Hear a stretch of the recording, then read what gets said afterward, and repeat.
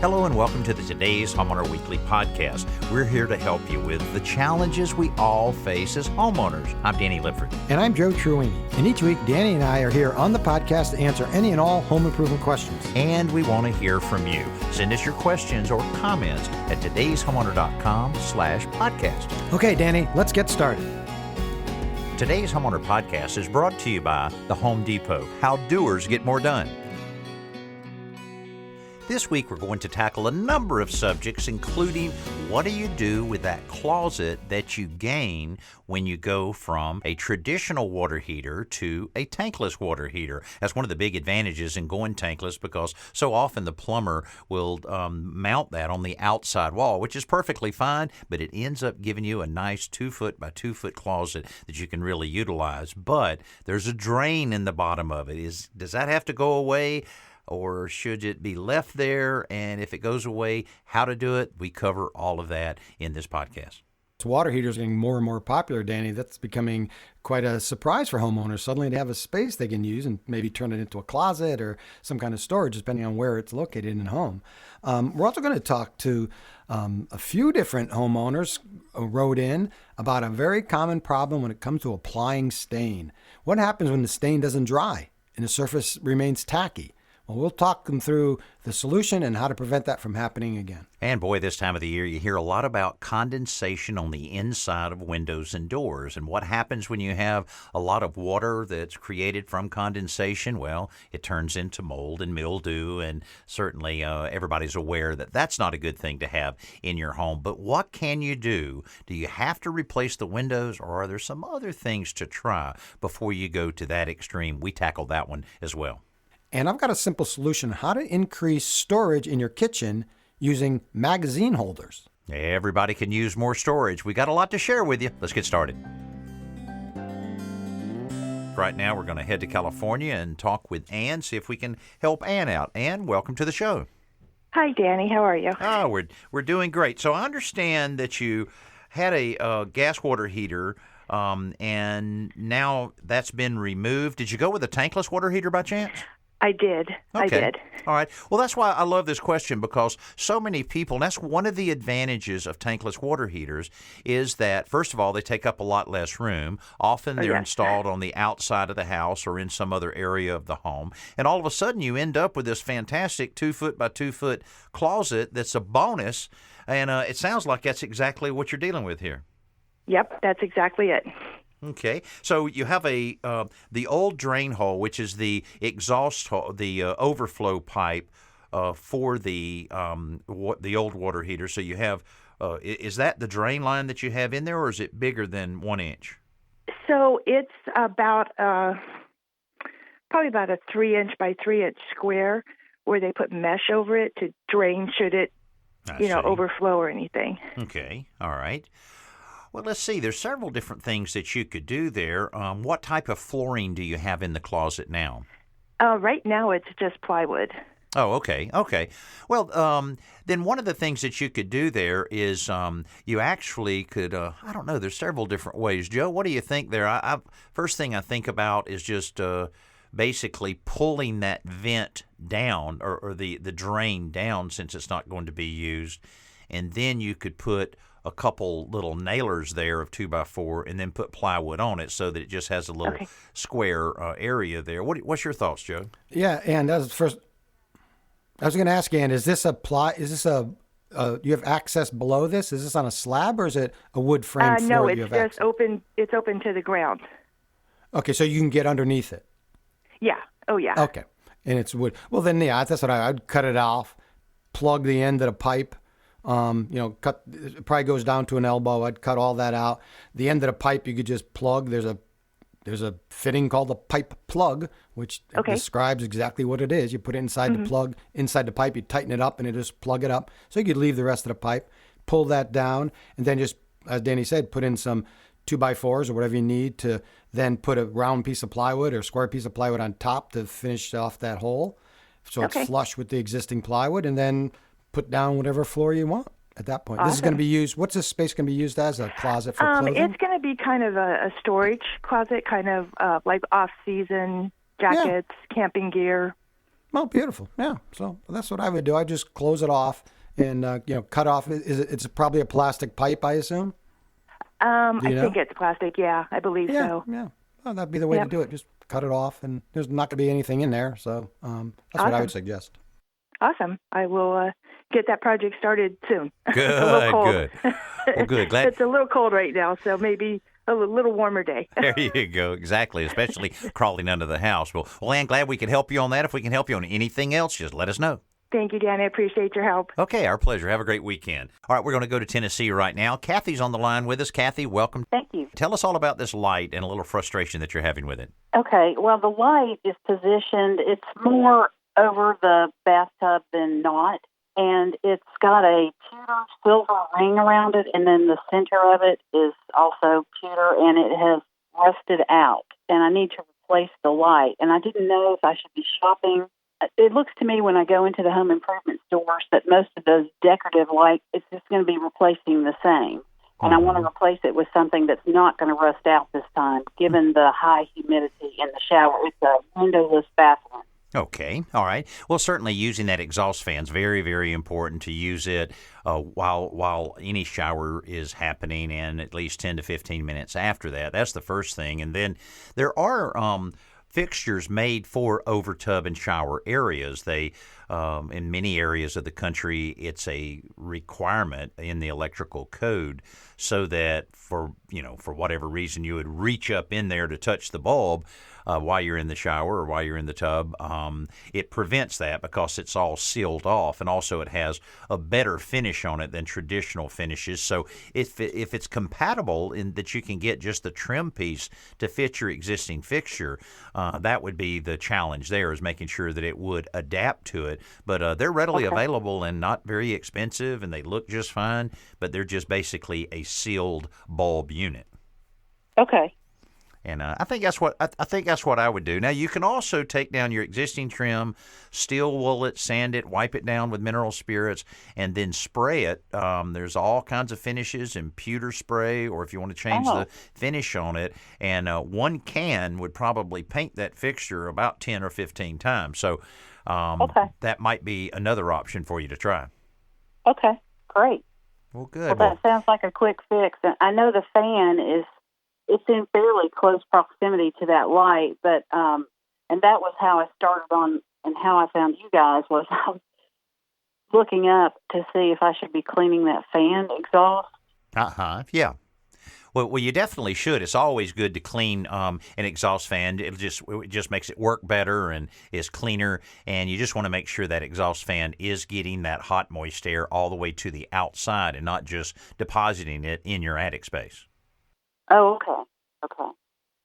All right. Well, thank you. All valuable information. I appreciate you taking the time to talk with me. Good. Our pleasure, Kathy. I hope you have a great weekend, and appreciate you calling today's homeowner.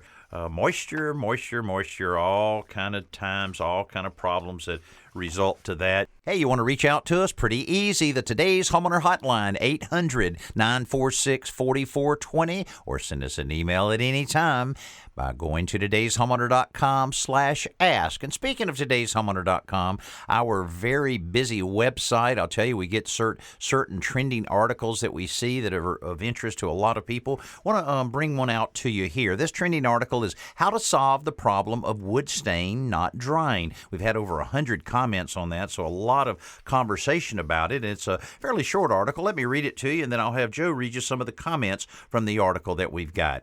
Penetrating wood stains are not intended to be a surface finish. If applied too thickly, they won't dry properly and will remain tacky to the touch. Now, this can also happen if the wood was not stripped and sanded completely down to bare wood, since the stain will sit on the surface rather than soaking into the wood. To remove excess oil stain from wood, simply apply another coat of stain. Allow it to soak in for a few minutes, then wipe it off. Any excess stain will redissolve and come off, leaving only the stain that penetrated into the wood. That's pretty good solution there. If almost all of the stain comes off when you wipe it, the surface probably was not sanded enough. So remove the remaining stain by wiping the wood down with mineral spirits, followed by wiping with a clean cloth. Allow the wood to dry completely. Sand the piece down to bare wood and apply a coat or two of stain, making sure you wipe off any excess. Now, if you apply the stain correctly and it still remains tacky, it could be due to rainy weather or high humidity conditions. So give it a few days to see if it improves. And another possibility is that the stain was a little old or came from a bad batch. Also, putting a fan on that piece of furniture or whatever you're staining certainly will help to help with those drying conditions. And either way, if the tackiness doesn't go away, wipe the wood down with mineral spirits or naphtha to remove most of the stain. Let it dry thoroughly, then try again using a fresh coat of stain. Here's just a few of the comments we got from that. Okay, here's one from B.L. Patton. He writes, "We just built a breakfast nook, and the last coat of stain was very sticky. I read your article and added a coat of stain and then took a towel to it, and it pulled it off beautifully. I am now looking at a completely finished, non-sticky breakfast nook." And that certainly sounds like the way to go. Thank you very much. All other sites said to sand and use thinner. Have a great day. Well, there you that's go. pretty good. That's good. And then Kathy writes, "I lightly sanded my medium oak bathroom vanity, and stained it with Minwax stain and it finished yesterday. It was still shiny and sticky today. I Googled and found all kinds of complicated fixes. Your suggestion to apply another coat of stain and wipe it off seems to be doing the trick. It looks great. Thank you so much." Oh, that is pretty cool. And here's a question we also got on the same subject from Sierra. It says, "My husband and I are staining a dresser for our baby that's due in March." Congratulations. "We used a Minwax stain and applied the Minwax pre-stain conditioner prior to staining. Tonight, after about 24 hours, the dresser is still tacky. It's not quite as dark as we would like. We plan on using another coat or two of stain to darken the color, but since it's so humid where we live and we're doing this in our garage, I'm afraid of getting similar results. We applied the first coat with a cloth. Should we try a brush? Any advice is appreciated for us first-time stainers." Boy, you hear that frustration in emails like that and so forth. But, Joe, what do you think? I mean, I think we're kind of back to the same kind of solution on this. Yeah, absolutely. And we hear this all the time. And if you read the directions carefully, it always says if you want to darken the color of the wood, apply two light coatings of stain, not one heavy one. And I suspect that's what happened here. They wanted it dark, so they put it on pretty thickly. And the wood can only absorb, it doesn't matter what the wood is, whether you pre-finished it or not, or whether it's hardwood or softwood, it can only absorb so much stain. And what happens is if there's stain left on the surface, the thinner in it, will evaporate, leaving behind the pigment, and that's the sticky stuff. That's the actual color. So yeah, I mean, she's going to have to either use a cloth dampened with mineral spirits or just dampen in the same stain and scrub it off. And the sooner you do it, the better, because the longer you leave it, it's not going to probably ever dry completely. But it's going to get thicker and tackier. So you want to do it as soon as possible. And whether you use a cloth or a brush, no, it does not matter. So there's a lot of articles trending on todayshomeowner.com. So any project that you're taking on, that should be your first stop. We have a great internal search engine there. You can put just about any phrase in there and find videos and articles and episodes. A lot of ways that you can solve any challenge that you might have. It's time for our Best New Product segment, brought to you by the Home Depot. How doers get more done. Wire closet shelving is an efficient way to create extra storage space, but it's not great to look at. So if you ever needed a reason to ditch those wire shelves, here you go. Closet Made Style Plus Coastal Closet System offers several versatile designs to fit any closet in your home. The hanging rods adjust to accommodate 7 to 10 foot closet widths, and they come with the stain and scratch resistant finishes in up to 4 colors. Doesn't matter if you want to store shoes, clothes, or accessories, because these closet kits can be used in combination with other Style Plus items. You can create your own personalized storage solution. So to learn more about the Closet Made Style Plus Coastal Closet System, just log on to HomeDepot.com. A lot of different ways, a lot of people thinking about organizing during this first part of the year, and tackling a closet is a great way to do it. You can go online at closetmade.com and use some of their design tools to do that very thing. Right now, we're going to shift gears and go to Washington State. Rissa is on the phone with us. Welcome to the show. Hi, nice to talk to you. Absolutely. Well, tell us about this. I understand you've got a little frustrating issue at a home that you're now renting. Tell us all about it. Yeah, well, it's a condo that I rent out to somebody, but the windows in this condo at this time of year, because of the cold, tend to get some condensation. They're double-paned windows, and so some black mold forms around the windows, and that happens to all the windows in the place. It's not a very big place, but so usually I just treat it with some bleach, and that does help, but I just don't, it's not a permanent solution. So I'm wondering if you have any suggestions for the most affordable permanent solution. Okay. All right. Well, one thing that's unique there, of course, with a condo situation, and majority of condo associations, of course, handle everything on the exterior. So replacing windows there would be something that might not be possible because they want everything to match and that type of thing. The other thing about that is it may well be that others in the complex have had similar problems and maybe found some solutions to it, but it always goes back to the moisture or too much moisture and kind of the condensation that happens when that cold air is sneaking in around the windows. Yeah, that's exactly right, Riss. I was going to say the same thing. This problem may or may not be the windows. It's high humidity in the house that, there's air that's not being circulated properly. If the heating and cooling system has a humidifier built into it might be putting too much moisture into the air. And so the question is, okay, so what do you do about that? Well, there's no one way to solve the problem other than try to, whatever you can, to reduce the humidity and the moisture in the condo itself.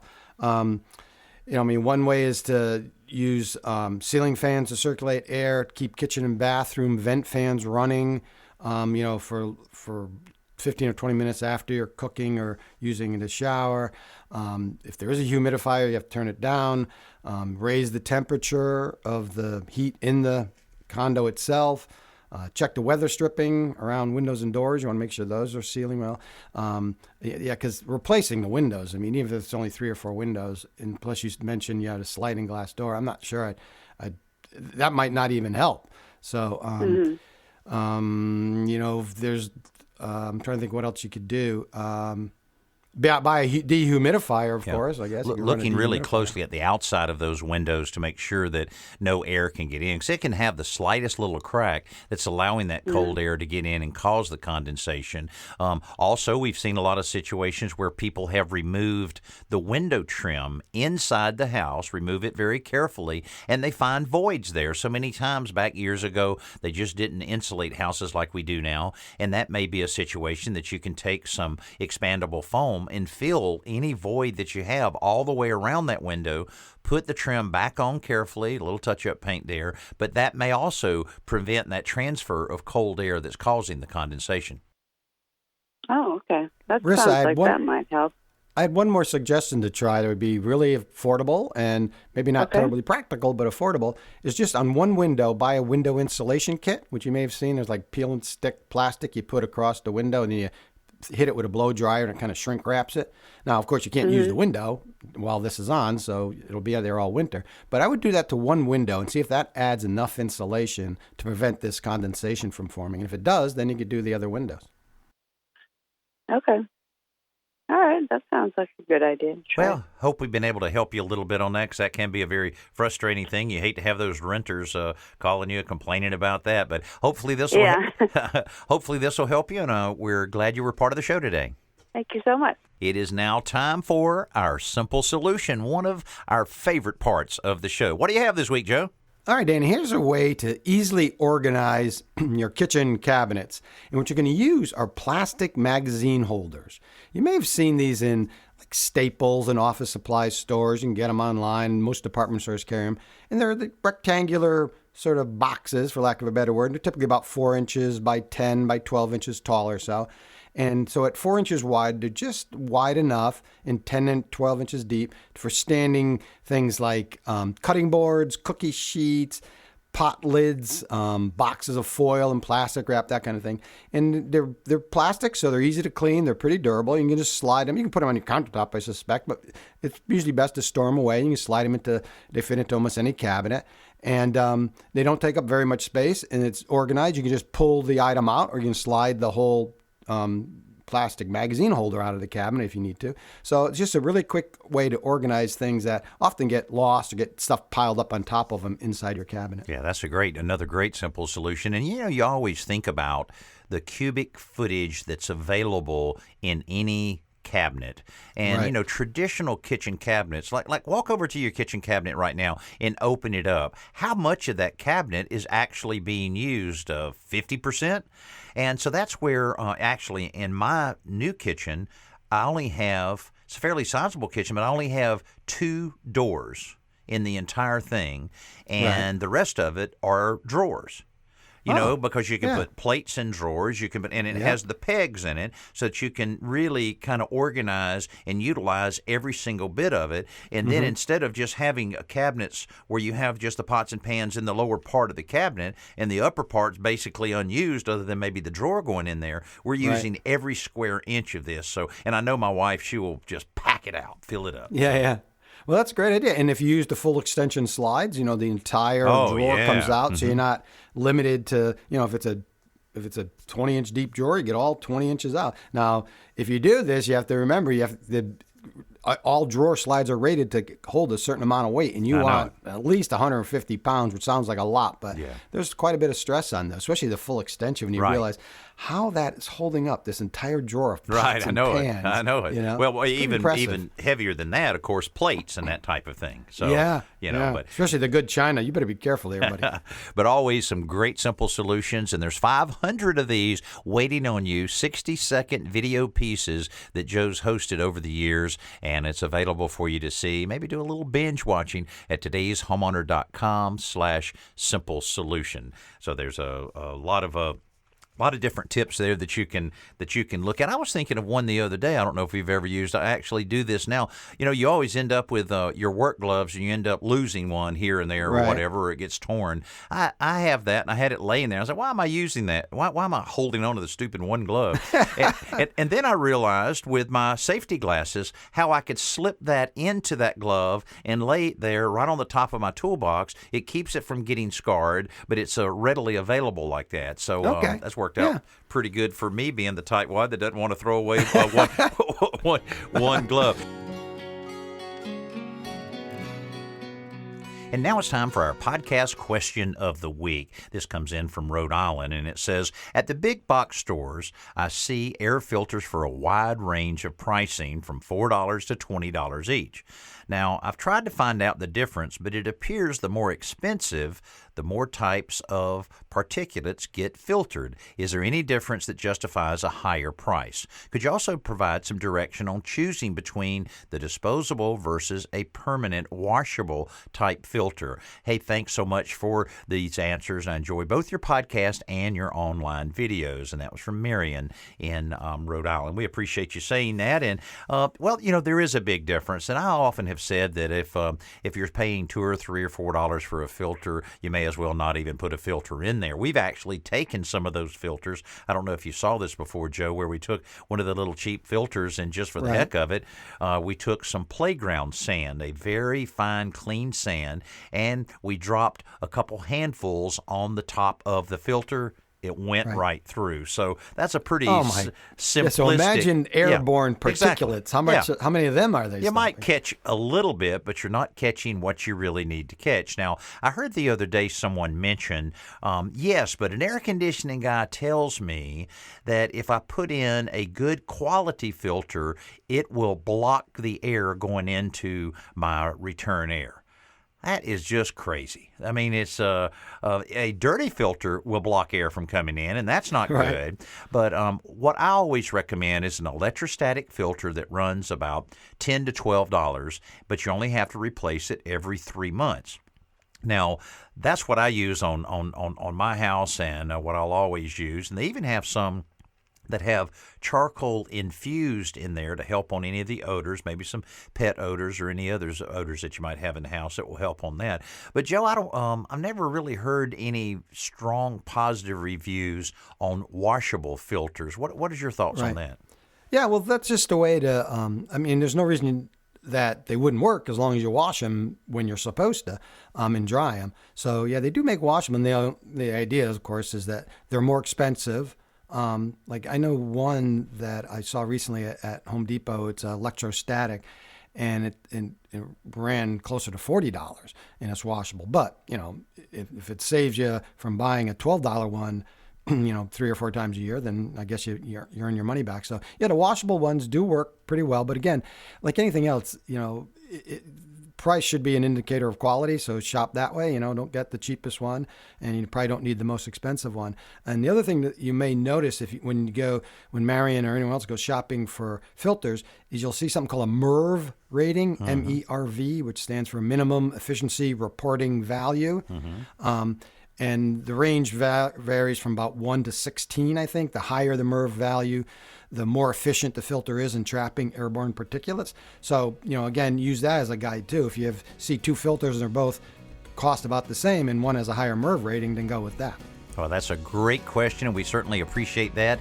And we want to encourage you to send in your questions. You can do that by going to todayshomeowner.com/podcast. And also, if you've written us a favorable rating recently on our podcast, we really appreciate that.